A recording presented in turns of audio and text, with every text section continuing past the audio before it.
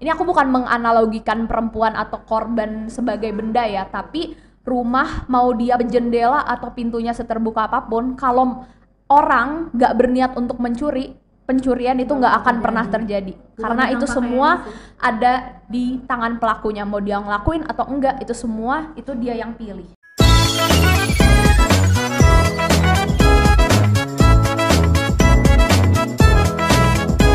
Halo sahabat podcast Darmawan, kembali lagi ke Darmawan Podcast episode ke-7 dan kalian bersama aku Patricia Yahya kelas 11 Tata Boga. Dan bersama saya Karina dari 12 Tata Boga. Dela Serelia dari 12 sampai H1. Yeay, jadi kita bertiga di sini. Kita mau ngomongin apa sih? Kita mau ngomongin tentang apa yo? Oh ini jangan terkejut atau apa ya, jangan berpikiran apa, tapi kita ingin membahas tentang pelecehan seksual. Iya, atau sexual harassment. seks harassment ya. Nah, sebenarnya topik ini tuh masih dianggap tabu banget karena dianggap yang ngomongin ini tuh kayak, oh berarti kamu udah pernah ya, oh berarti kamu udah berpengalaman banget ya soal seks ya. Padahal enggak kayak gitu konsepnya, kan sex education enggak selalu tentang seks itu sendiri. Kebanyakan kalian tuh pas sekolah tuh dulu dapat sex education gak sih? Tapi sex education yang kayak gimana yang kalian dapat? Atau bahkan nggak sama sekali? Enggak sih. Aku enggak Beneran. terlalu. Aku pas SD apa SMP dapat sex education sih, tapi overall itu seperti kita yang dari anak kecil beranjak beranjak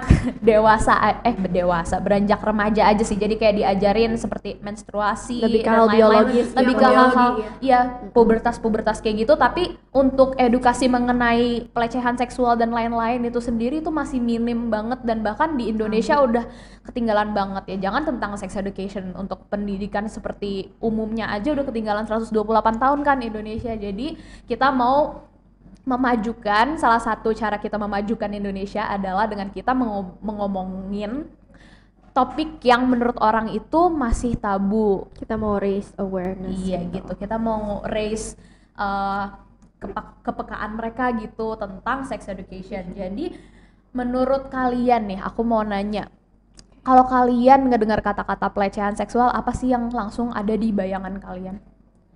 Kalau aku sih, yang aku pikirin pertama adalah kayak suara yang nggak terdengarkan gitu. Soalnya pasti kan si korban pasti dia bersuara atau menolak, tapi suara dia tuh nggak terdengarkan. Atau mungkin ini bisa jadi sesuatu di mana hak orang kayak dianiaya gitu. Iya betul. dipeduliin.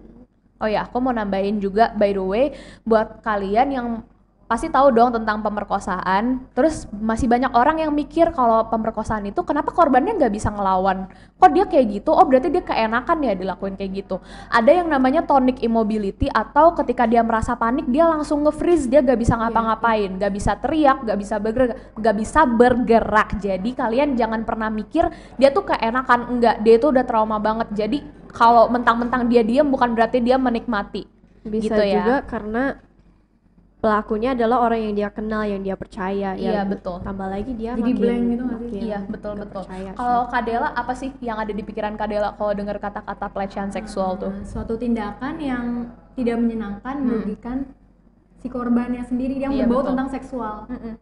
Nah, kalau aku udah nulis riset sendiri dari Wikipedia bahwa pelecehan seksual adalah perilaku pendekatan-pendekatan yang terkait dengan seks yang tidak diinginkan, termasuk permintaan untuk melakukan seks dan perilaku lainnya yang secara verbal ataupun fisik merujuk kepada seks.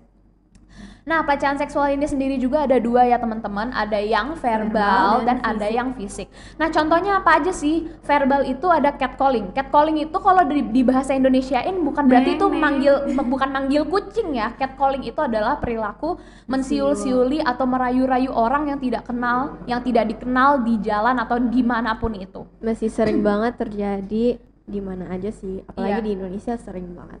Nah, kalau yang fisik ini kayaknya orang-orang lebih tahu ya, kayak menyentuh-menyentuh atau meraba-raba anggota tubuh orang lain, atau yang udah masuk ke kekerasan nih, yaitu pemerkosaan. Dan pemerkosaan ini nggak selalu terjadi antara orang yang nggak dikenal, bahkan dalam pernikahan pun pemerkosaan bisa terjadi. Kenapa? Karena berhubungan seks itu harus kemauan dua pihak. Kesepakatan dua pihak. Istrinya mesti mau, suaminya mesti mau. Jadi kalau misalnya suaminya doang yang mau dan istrinya nggak mau, terus suaminya maksa langsung Udah jatuhnya udah pelecehan seksual. iya, itu udah kekerasan malah. gitu. Jadi jangan kira di dalam relationship itu nggak bisa terjadi ya. Kalau Iya. misalnya itu terjadinya tidak atas kemauan dua belah pihak, berarti itu termasuk pelecehan atau kekerasan. Nah mungkin untuk menambahkan kayak dari sisi ini buat kalian yang mungkin lagi ada di Pacaran. dalam hubungan pacaran ya, kalau misalnya ada salah satu pihak yang minta dan kalian gak setuju ya kalian harus bilang, kalian gak boleh berpikiran aduh nanti takut dia ditinggal, diputusin. Gak boleh gitu, kalian harus punya pendirian yang kuat, harus Ya karena itu bukan ada tanda harga sayang diri. juga sih, kayak itu bukan pembuktian. Dan kita juga kan sebagai perempuan yang kita juga suka keluar rumah, kita pernah nggak sih, kalian tuh pernah nggak sih ngerasain yang namanya di catcalling? Dan reaksi kalian tuh kayak gimana sih, merasa terganggu atau justru merasa dipuji? Merasa terganggu banget, tersinggung sih jatuhnya. Kayak betul, apa yang betul. salah dari diri gue. Iya, kalau Kak Karina sendiri gimana? pasti sering ya ngalamin reaksinya tuh kayak awalnya bingung ya, kenapa sih orang-orang kayak gini, kenapa ini terus terjadi, dan ujung-ujungnya aku jadi berpikiran aduh miris banget sih sama orang-orang kayak gitu, kasihan kenapa mereka sampai berperilaku seperti itu. Iya. Kenapa emang pas kecil diapain sih sampai begitu? Kalian gak mikir apa pelakunya gak sadar diri, gak mikir oh kalau mama aku atau adik aku yang perempuan diginiin gimana. Iya. Nah, catcalling sendiri kenapa masih banyak yang melakukan itu? Ada beberapa faktor. Ada beberapa Masa- faktor. Jadi ada faktor si biasanya pelakunya laki-laki ya, tapi bukan berarti perempuan juga gak bisa jadi pelaku ya.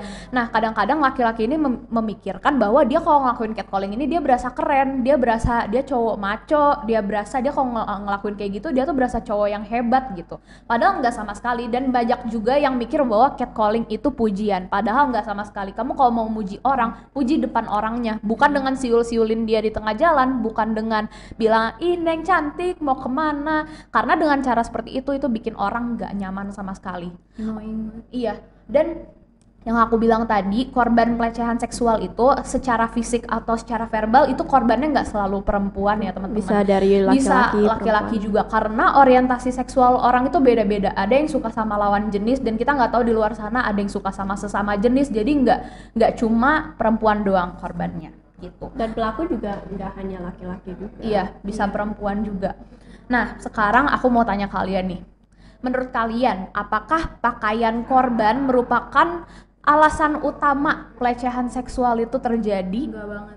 Dan apakah korban atau pelakunya yang salah? Enggak, pelaku lah. Korban nggak pernah salah, jangan pernah Iya. salahin korban. Betul. Ini aku bukan menganalogikan perempuan atau korban sebagai benda ya, tapi rumah mau dia jendela atau pintunya seterbuka apapun, kalau orang nggak berniat untuk mencuri, pencurian itu nggak akan pernah terjadi. Karena itu tentang semua pakaiannya sih. ada di tangan pelakunya, mau dia ngelakuin atau enggak, itu semua itu dia yang pilih. Dan bagaimanapun pakaiannya, dia nggak pantas dilecehin gitu. Karena dia berpakaian kayak gitu, karena dia nyaman pakai pakaian itu, bukan karena dia dengan sengaja mengundang. Siapa sih yang mau dilecehin? Iya, bener. Jadi dia berhak nyaman dan aman, nyaman dan merasa aman apapun yang dia pakai, dan bukan karena dia mengundang. Sebenarnya nih ya, orang tuh wajar aja sih kalau misalnya dia ngelihat orang yang pakai baju terbuka terus dia ngerasa nafsu atau terangsang. Tapi yang tidak wajar adalah apabila Nafsunya Diikutin, diikutin, iya, nggak nafsunya bisa itu merugikan mengendalikan diri. orang lain. Jadi nafsu itu manusiawi, semua orang pernah nafsu gitu. Tapi yang bener-bener gak masuk akal kalau dia menuruti nafsunya, apalagi dia ngelakuin suatu Merugikan. perlakuan yang kayak gitu, terus dia nyalain korbannya. Siapa suruh kamu bikin saya nafsu lah? Karena emang bukan Kita aja gak tentang bermaksud. Bagaimana cara berpakaiannya sih? Iya betul. Bahkan yang orang yang berhijab, balita, mayat pun emang bisa jadi Iya. korban Ya pelecehan betul seksual. banget. Kalau yang pakaiannya terbuka aja bisa dilecehin. Apa kabar tentang Iya gitu sih. Jadi masih banyak juga kayak orang-orang yang udah pakai lengan panjang, bahkan udah berhijab, pakai cadar, bayi umur 8 bulan, batita balita, bahkan mayat yang udah meninggal. Kenapa? Kalau memang itu salah bajunya, kenapa mereka masih bisa jadi korban pelecehan seksual? Berarti Ada semuanya juga itu sih. ada di pelakunya. Ada juga research nih, tapi ini di luar negeri ya, yang ada musim-musim kayak musim panas, musim dingin. karena pas musim panas kan mereka pasti pakaiannya jadi ya terbuka karena panas kan. Tapi dari data-data studi itu nggak mengakibatkan angka menaik gitu pas musim panas, sama aja, nggak ada hubungannya. Ya terus banyak juga, ini buat orang tua yang nonton juga, terkadang orang tua kalau punya anak perempuan lebih sibuk untuk mengedukasi anak perempuannya, kamu pakai baju yang tertutup biar kamu nggak dilecehin. Nah, mindsetnya sih yang harus tapi dia lupa mengedukasi anak laki-laki untuk tidak melecehkan orang lain. Jadi ibaratnya kita cuma disuruh berjaga-jaga, tapi kita membiarkan para pelaku tuh berkeliaran. Kapan selesainya? Karena satu-satunya cara untuk memberhentikan pelecehan seksual adalah memberhentikan pelakunya. Kita nggak akan pernah habis mau seluruh dunia pakai baju tertutup, ya tetap akan terjadi pelecehan kalau pelakunya tidak diedukasi. Padahal Harus pelakunya dicegah, bukan yang perlu diedukasi.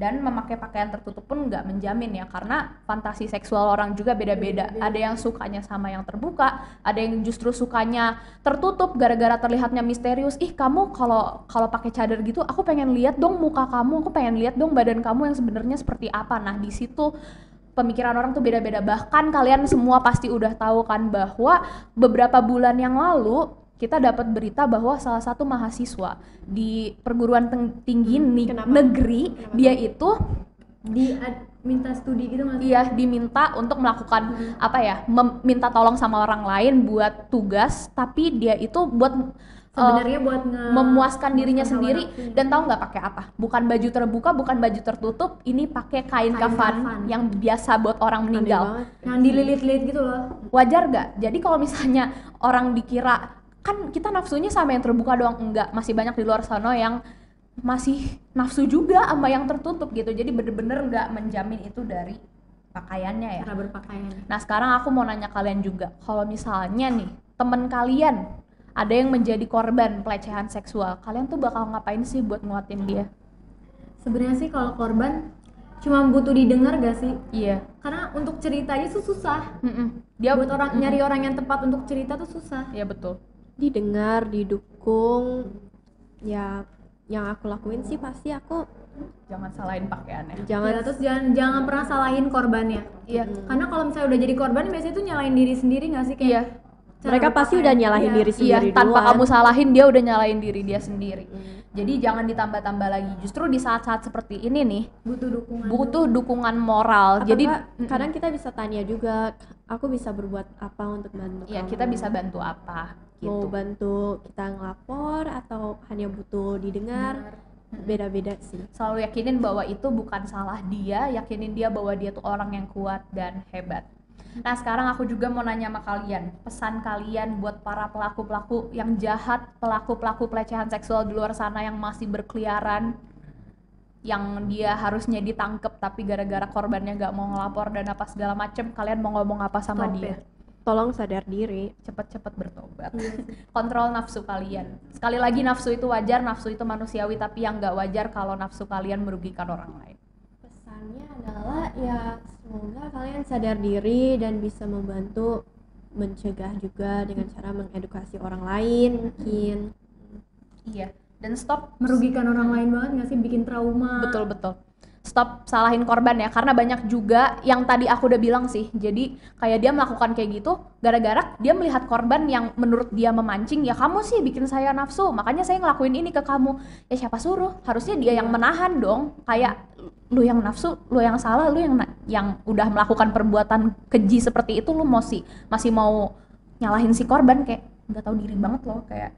Dan kalau kamu belum ketahuan, kamu mau ngubur bangke sedalam apapun pasti bakal kecium dan kamu akan mendapatkan pembalasannya suatu hari nanti, dan kamu berhak mendapatkan pembalasan yang sepantas dan setimpal dengan apa yang kamu udah perbuat. Dan pertanyaan terakhir nih, pesan buat para korban di luar sana yang masih dia tuh berperang melawan traumanya sendiri. Jangan takut untuk cerita sih. Iya, atau enggak melapor, karena kalau kalian nggak bersuara sama aja dengar, kayak ngebiarin pelaku lain tuh berkeliaran. Iya, kayak memberikan kesempatan untuk mereka melakukan hal itu lagi, bahkan bisa lebih parah. Emang sih apalagi kalau yang pelakunya adalah orang dekat atau bahkan anggota keluarga, itu lebih susah untuk Iya. melapor atau bersuara karena ya ngerasa aduh mau cerita ke siapa, ini ceritain tentang keluarga gue sendiri gimana ya. Ya Tapi pokoknya harus harus take your time aja lah, tapi ujung-ujungnya kalau bisa sih kalian cerita. iya, pokoknya kalian itu orang yang kuat, jangan dan stop ngenyalahin diri kalian sendiri, dan ya jangan takut untuk ngelapor kalau memang kalian bener-bener mau ngelapor entah ke Komnas Perempuan atau mau langsung ke polisi ya, meskipun kadang-kadang juga mereka masih rada apa ya, masih rada kayak gitu nggak sih, bahkan ada kejadian yang Tapi ada cerita mirisnya juga, ada yang ngelapor tapi malah dilecehin kembali. lagi ya. Tapi semoga hakimnya kalian lapor. dikasih rejeki sama Tuhan, dikasih orang yang baik yang beneran mau bantu kalian. Dan kalau misalnya nih kalian merasa mental kalian terganggu, nah aku kan calon anak psikologi nih, asik. Nah di sini aku mau ngasih tahu beberapa gejala-gejala mental kamu terganggu.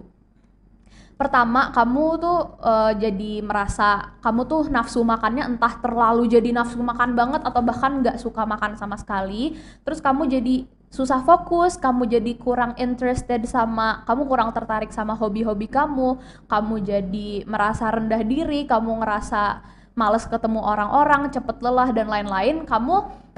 Alangkah baiknya kamu mencari pertolongan ke psikolog atau psikiater terdekat.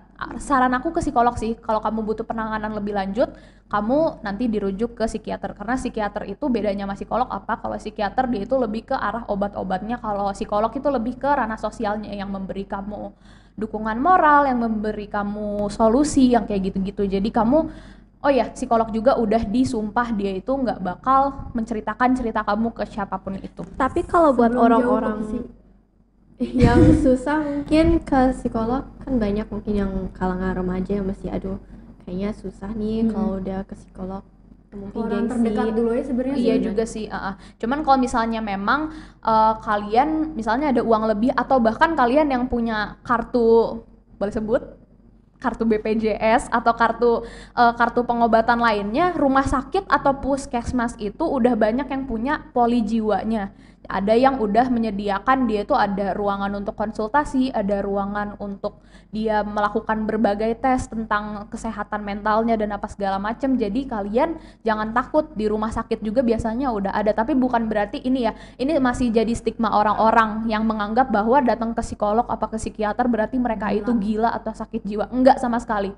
Justru kalau kalian udah memutuskan kalian mencari pertolongan ke psikolog atau ke psikiater, berarti kalian udah mencari pertolongan yang tepat ke orang yang tepat. Dan kalian jangan ngerasa yang terjadi ke aku mah agak sepele sih, nggak butuh dia ke dokter. Tapi jangan gitu. Iya, betul. Hal sekecil apapun tetap bisa memiliki dampak gitu. Iya. Tiap orang kan beda. Ya pokoknya gitu, jangan takut untuk mencari pertolongan, dan kalian deserve pertolongan. Jangan salahin diri sendiri lagi. Ayo bangkit, fokusin hobi kamu, dekatkan diri sama pencipta juga. Kamu lakukan produktivitas yang menurut kamu itu positif, dan lakuin terus yang menurut kamu itu bisa bikin kamu senang tanpa merugiin kamu. Jadi sekian aja podcast pada hari ini. Apa tuh? Kita sebagai para siswa kita juga harus bisa berjuang bersama kali untuk menghadapi hal ini. Misalnya kalau kita lihat ada teman kita yang diapa-apain, ya kita bantuin gitu, jangan diem aja. Intinya kalau sama hal ini sih jangan diem aja ya. Betul. Kalau Kak Dela ada yang mau ditambahin? Boleh juga tuh. Kalau untuk sekolah-sekolah mungkin ada diselipin satu mata pelajaran baru, sex education. Ya boleh tuh, boleh banget gitu. Dan aku ada beberapa referensi sih, akun-akun yang bisa kalian lihat di Instagram. Ada @lawanpatriarki, di situ dijelasin, di situ itu tentang pelecehan seksual dan lain-lain. Pokoknya di situ bener-bener membahas semua rata-rata sex education semuanya ada di situ. Buka aja @lawanpatriarki di IG. Nah, untuk patriarkinya sendiri nanti dibahas sama mereka, atau cari aja di Google patriarki itu apa. Pokoknya ya gitu. Jadi sampai sini dulu podcastnya. Semoga semua yang udah kita diskusiin di sini itu bakal berguna buat kalian yang menjadi korban pelecehan seksual. Semoga itu bisa menjadi pelajaran buat kalian. Kalian itu mesti cari pertolongan dan kalian mesti tetap kuat, kalian mesti sadar bahwa itu semua bukan salah kalian. Dan buat kalian juga yang masih berpikir bahwa pelecehan seksual itu terjadi karena baju atau apa segala macam, semoga dengan adanya video ini itu udah cukup mengubah persepsi kalian gitu. Dan buat kalian yang ngerasa, waduh gue pernah manggil-manggilin cewek nih di jalanan, ya semoga kalian sadar diri aja lah. Iya, jangan dilakuin lagi ya. Jadi kalian udah tahu bahwa siul-siulin cewek atau rayu-rayu cewek merupakan salah satu pelecehan seksual yang bisa bikin orang lain trauma. Sex doesn't make mistake. Tapi Iya sih, sebenarnya betul. catcalling bukan salah satu contoh verbal aja, bahkan Iya sih. misalnya manggil-manggil orang nama-nama atau panggilan-panggilan Kayak cantik gitu ya. itu juga sebenarnya Iya. Kalau misalnya korbannya merasa tersinggung juga bisa menjadi pelecehan Iya. seksual kalau ngomong cantik doang. Iya, beb. sering Menjijikan. terjadi sih, misalnya kayaknya di tempat PKL juga pernah, atau di Iya, tempat sering banget sih. langsung sama atasan dipanggil, sayang kamu ambil itu dong. Mereka ngerasa kayak itu Mereka hebat gitu ngomong kayak gitu. atau hal Enggak. biasa aja, tapi Iya. padahal enggak. Pokoknya semoga banyak pelajaran yang bisa diambil di sini. Stop pelecehan seksual. Untuk korban jangan lupa untuk semangat terus. Dan buat kalian yang mau sharing-sharing, boleh komen atau DM ke Instagram kita aja. Nanti username Instagramnya kan biasanya ada tuh di description. Jadi makasih udah nonton sampai akhir. Sampai jumpa di podcast Darmawan berikutnya. Dadah.